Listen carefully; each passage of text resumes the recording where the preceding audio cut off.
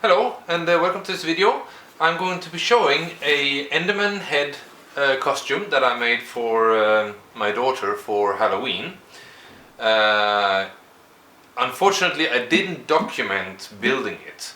I did some documentation where I took some pictures and things like that, but because it was a work in progress all the time, I actually didn't get around to actually make a video of it. I was thinking about making a video of it, but well, it never ended up being like that, and because there were so many iterations, I ended up instead deciding to do a teardown video in case somebody would like to build this. It's pretty cool. I'm going to do some recommendations based on the experience we had, but in general, she had fun. It was very popular, and it's pretty cool. So, just a bit of an overview of what the Enderman costume is, or Enderman head is. So, it's upside down now, as you can guess. So this would be the way. So here's the mouth and the eyes, and as you can see, maybe it's not so visible now, but the eyes are pulsating, so they're fading in and out a little bit. Maybe if I turn off the light, it will be visible. Turn off some lights here, and then I think it should be visible. It's still quite light out, but you can probably see it's fading a little bit. Anyway, this is very visible at night, so let me get some lights so you can see what is going on here. Anyway, so basically the eyes are some high power LEDs. I will take them apart as well so you can see what's inside. On the side here there are some buttons. I think they got disconnected inside because they don't seem to be working anymore, but basically there were 3 buttons. One button for turning sounds on and off, and then one button for creating an attack when an Enderman attacks. So that would basically create the attack sound of an Enderman and flash the eyes more rapidly. And another button for a small music piece I found on YouTube with so the Enderman is creepy. I will post a video. I recorded a video of my daughter having this on, so I will cut that into the video a bit later. So inside, as you can maybe see if I can zoom in a little bit like this. So you can see there's like a box here. This is the inside. Let me see. Inside of the eyes here, it's black so that she doesn't get blinded when it's dark. Yeah. Well, we're gonna go ahead and tear this down. I'm gonna try to explain on the way and show you how it looks inside. Okay, so let's take this apart. Before I do, I just want to show, because as you can see here there are some zip ties here. This was to hold a bicycle helmet in place, so that it basically you strap the bicycle helmet on to hold it in place.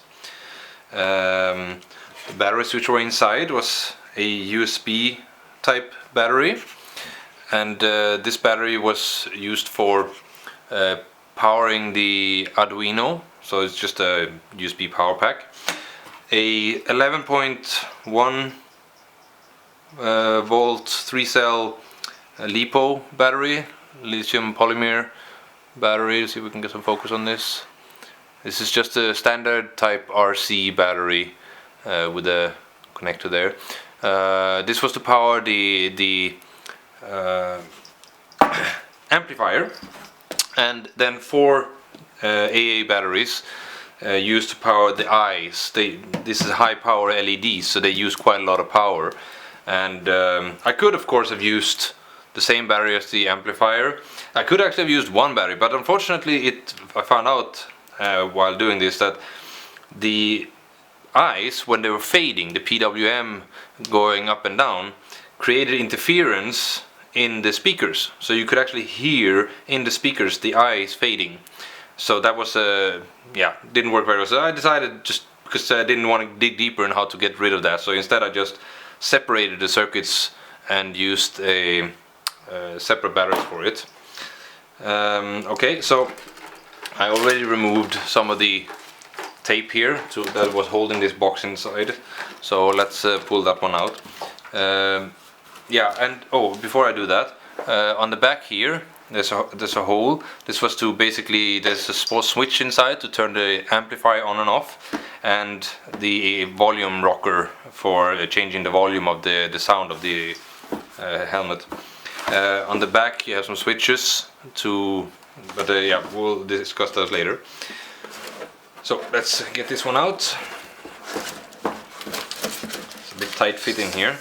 So yeah, there's nothing special with this one. It's just a box, storage box from IKEA that I used. I do not recommend building it out of this unless you're an adult, because my daughter, who's 6 years old, she had trouble wearing this because it was too heavy. It weighed 3.6 kilos with the bass speaker inside. With the bass speaker removed, it got down to 2.7, but it was still quite heavy to wear, so it was difficult for her to keep it on. Well, inside, get a bit closer here, get some focus going. There, I think we're focused there. Here, this is a transistor or a MOSFET, which is used to drive the eyes, so the PWM of the Arduino. There's one Arduino circuit here, just an Arduino Uno, which is used for powering the eyes. So that one is just basically just fading the eyes. It also has the program for flashing the eyes when the attack sound is playing. There's a small Arduino here. I will take it out so we can look at it better afterwards. But there's a small Arduino here. SD card reader for the sound files. So this one is powering the sound and doing all the sound stuff. Preamplifier here, and the amplifier over here. This is just a run of the building set from Velleman with a 2-channel stereo amplifier, and I just used that one. The speakers are some I found in recycling. Somebody had thrown out some Pioneer speakers, so that's just standard off the mill. I'm going to turn this upside down. Might be some cables falling out, but that's okay. On this side it's it's actually a t-shirt, because I had put the speakers under here, and then the speaker stand, it looked really weird. So to hide the speakers, just took an old t-shirt and put on here. So it's nothing special, just fabric to hide it. And if we look inside, underneath here, so it's just a standard fabric from a t-shirt. 3 speakers. So here was the big bass speaker, which you can see here. This is the bass speaker which was here. So this one was sitting like this, but it's quite heavy. So just by removing that, I mean, it's 1.4 kilos, just this one, and the whole thing weighs 3.6 with this one. So I took this one away after Halloween evening, when she was gonna go to the kindergarten for a Halloween party there. We took it away so that it got a bit lighter. So let's turn this back around and have a look. So this is just a run of just a standard. Let me disconnect all the wiring here. Yeah, so that's the speakers. The input from the buttons are here. So power here.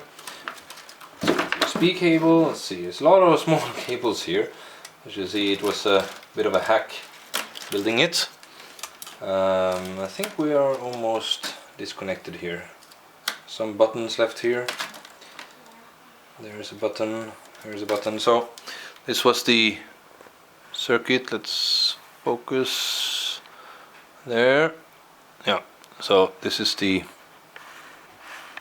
Oh, I can't focus that close. Okay, like this. So as you can see, here's the SD card reader, the small Arduino from This is from Pro Trinket, it's called. So, and this is just a standard Arduino Uno sitting there on a prototyping board. A small. This was actually to remove some of the noise. I was wrong. It's not a preamplifier. It was to remove some of the noise.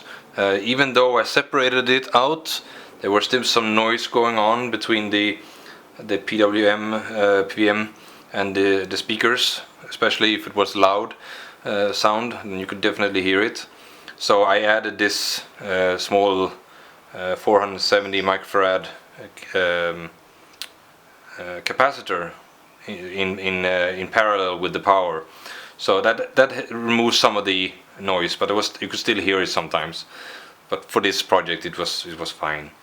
So this is just a standard SD card reader from, I don't know, some no name. It says Catalex. And this is from Adafruit. This one,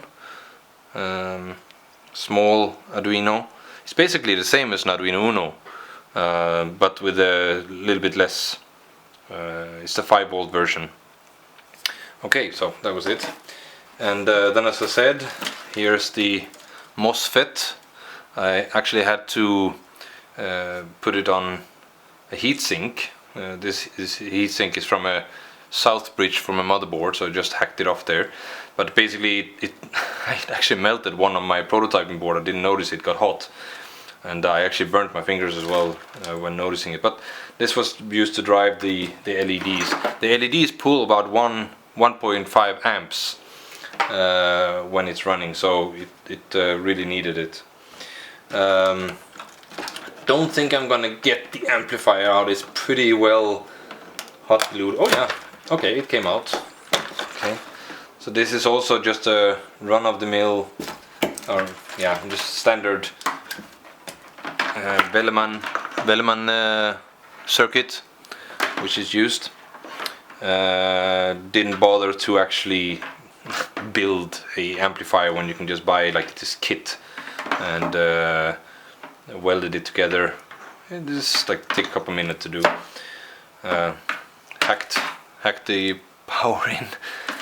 This one it said it could run off 9 volts, but it didn't. It wasn't able to power the speakers at 9 volts. So I basically got the RC battery. It's rated 1300 milliamps. It can actually pull 45 to 90 C discharge rate, so it's quite a powerful. It had no problem powering this. I did, however, ruin one of my RC batteries because it got too low voltage. So yeah, that was during my testing. I didn't notice that it had depleted. A standard USB cable.